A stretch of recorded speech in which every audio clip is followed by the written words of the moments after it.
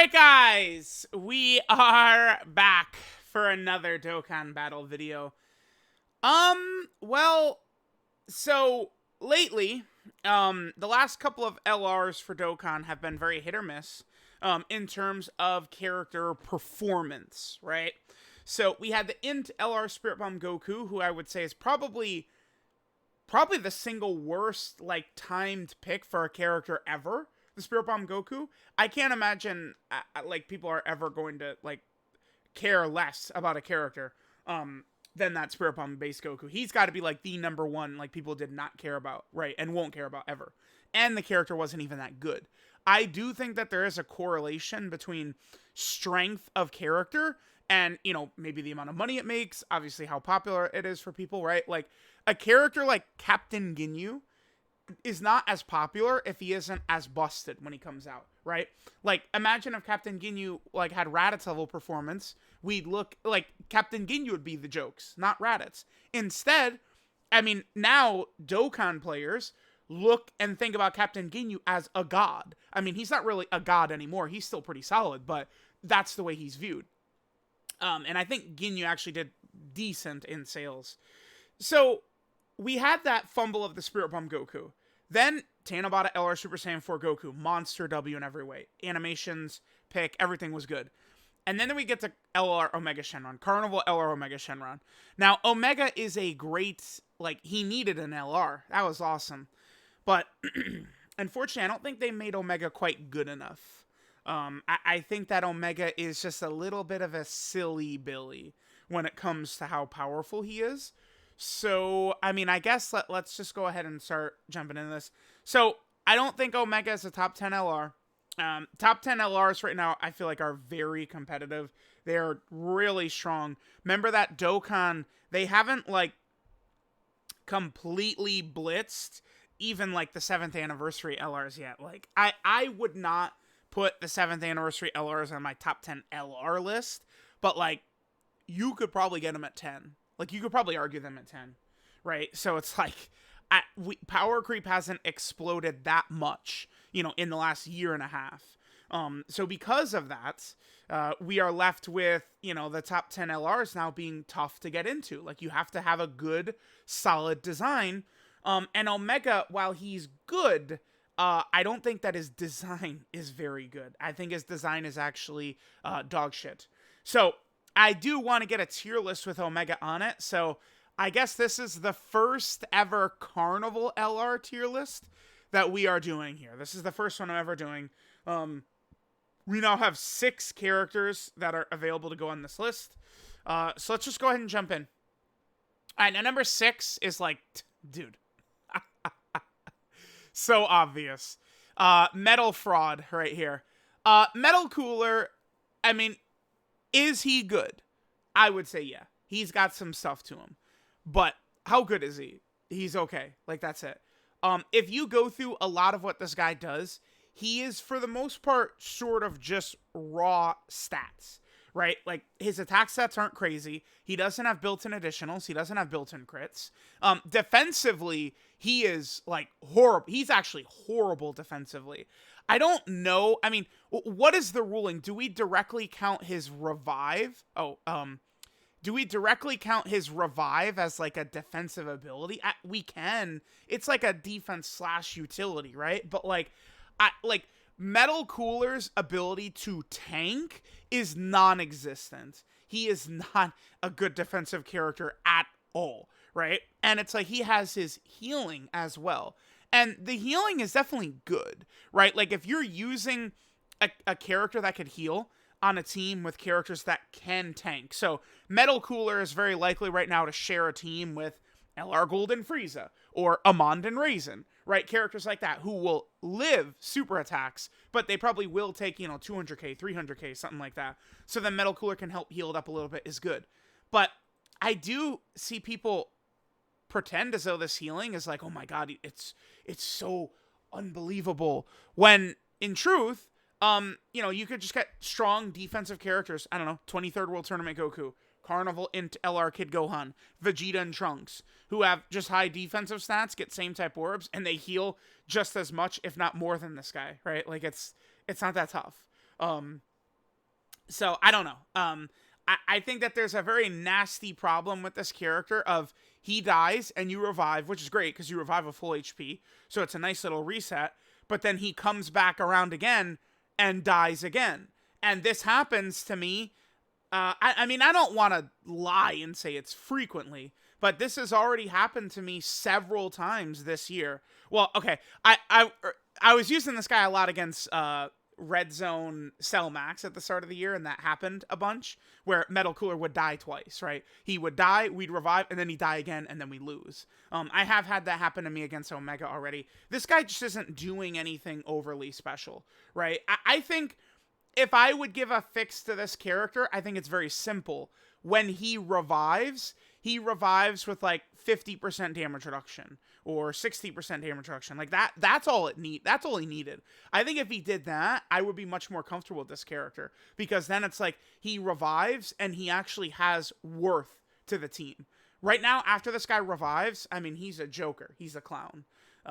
He does also have his active skill too. Typically the damage isn't too good, but I do like that 30% HP regen. You can hang on to this and use it tactically, like, you know, towards the end against like in Omega or something like that when your health is low.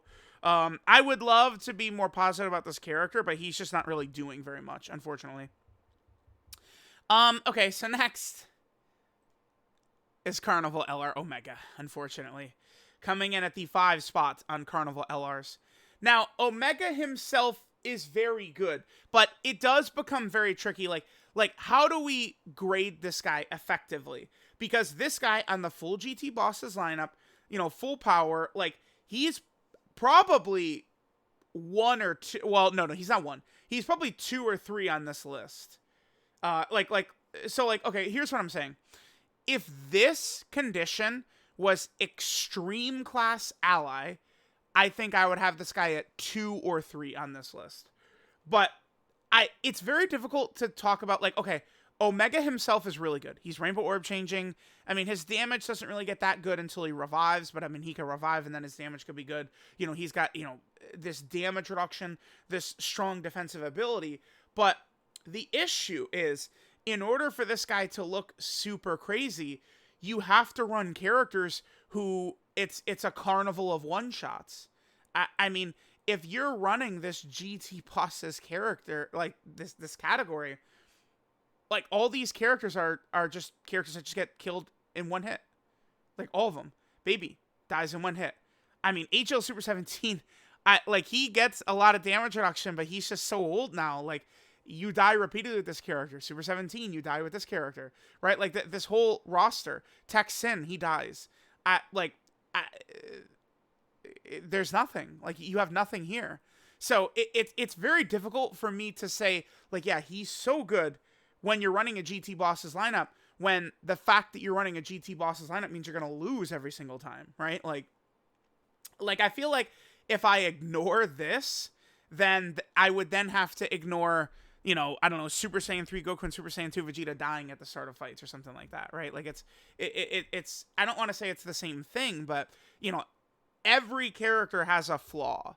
It's like, how bad is that flaw? This guy's flaw is devastating. They certainly could have made this guy better as well, too. You know, if you're running a double GT bosses team and one of your Omegas revives, the other doesn't get this buff, which sucks. The other thing, too, to remember about Omega Shenron, I think that this is actually pretty important. It doesn't help you, really, in a lot of the toughest fights. I mean, I guess it does against Tech Omega Shenron, but this guy has so many debuffing abilities. Look at his debuffs, right? Like, he's debuffing on his 18 keys, debuffing on his passive with that, you know, minus 25% attack and defense. And then, of course, he has his active as well, right? Which also potentially has a heavy debuff. So you have all of these abilities for Omega Shenron that can work as very effective debuffing tools, but those don't work in the toughest fights, unfortunately.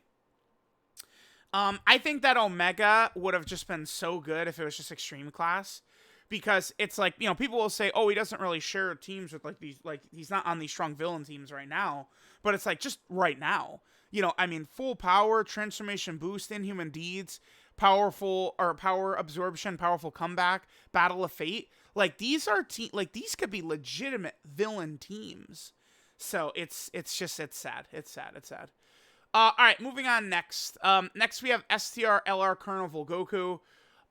You know, a lot of times I can find myself running this guy pretty easily because I do think there's just a lot of value in a support character that is red zone level. The problem with this character, which sucks just so bad, is the fact that he does this. 15% attack and defense with every attack received up to a max of 75%. And he is a slot 2 character. This guy could be fairly tanky, fairly competent if he's getting a super there.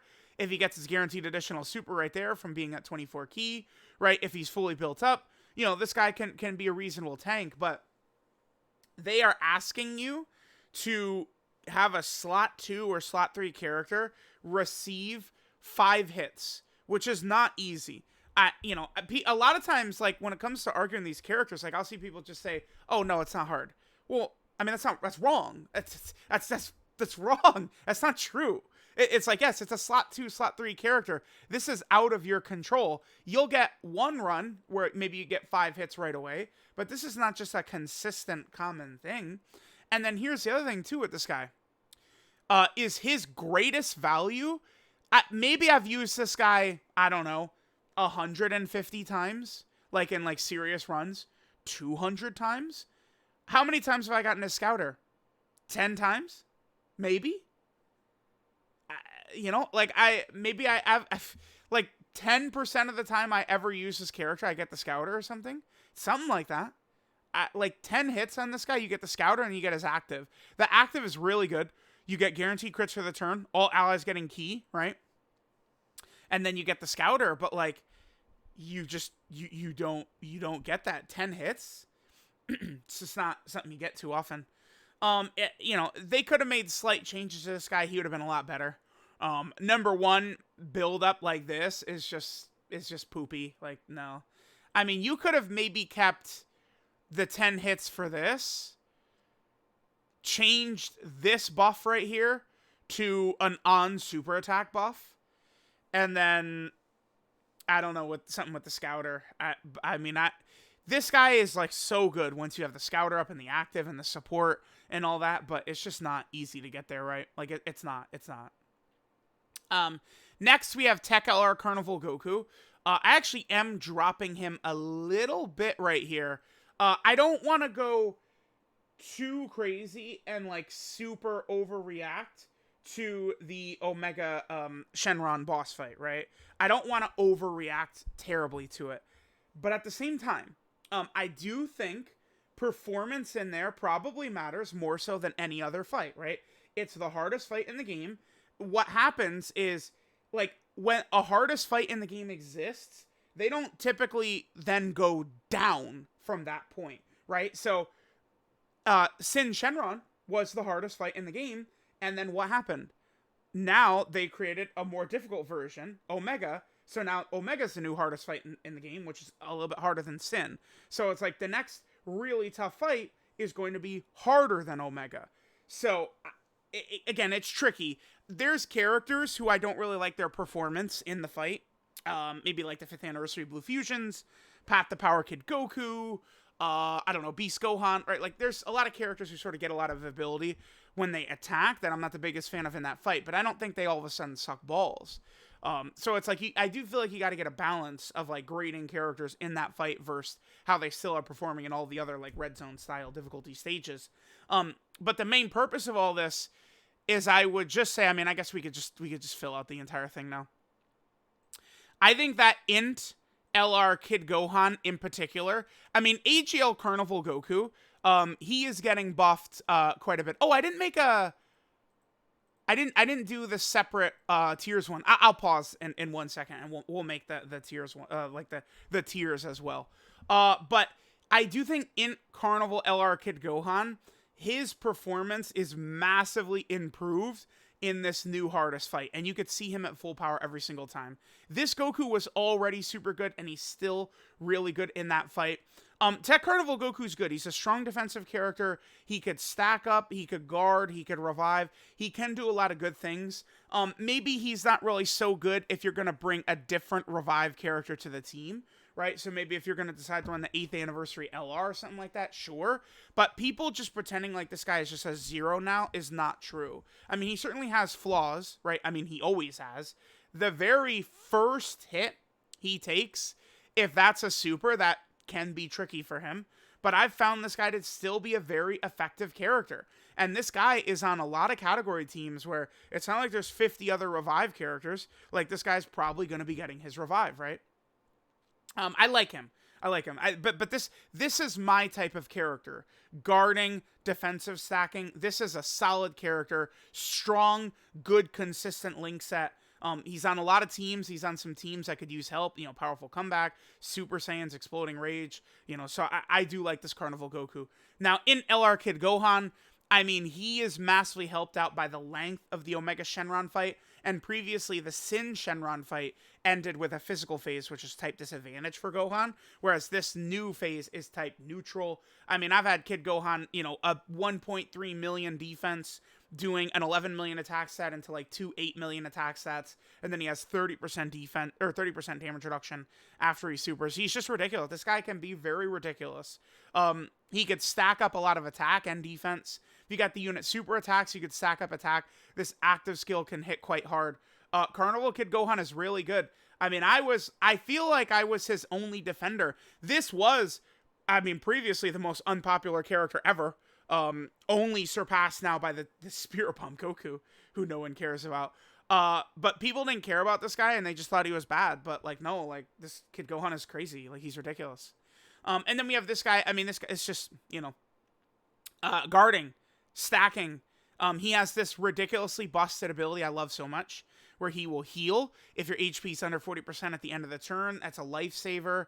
You know, he has a beam nullification as well. Beam nullification counter, which is awesome. The one negative for both of these characters here is that they have to get hit, and I feel like it's a bit of a detriment.